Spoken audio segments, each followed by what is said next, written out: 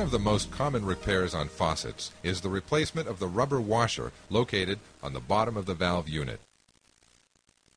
First, make sure you turn off the water supply at the stop valve underneath the sink. Then, turn on the faucet until the water stops flowing.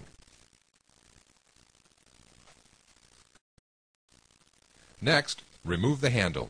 You may have to pry the decorative cap off first with a screwdriver or sharp-pointed knife to expose the screw. Remove this cap very carefully in order to prevent breaking the pressure prongs which hold the cap in place. Then, remove the decorative bonnet with a wrench.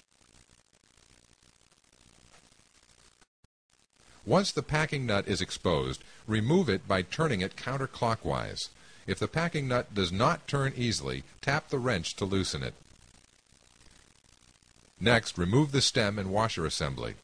It is sometimes easier to replace the handle on the stem to provide a better grip for pulling the stem out.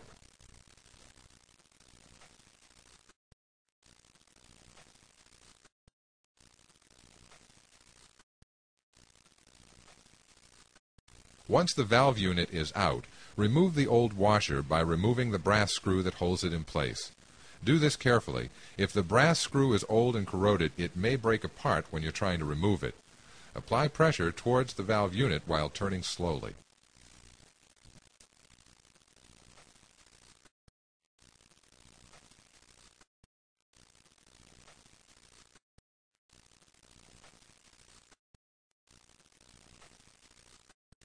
Next, install a new washer and a brass screw if necessary.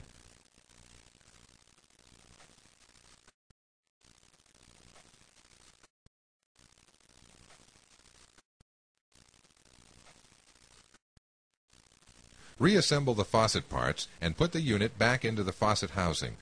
Tighten the packing nut and then put the handle back on.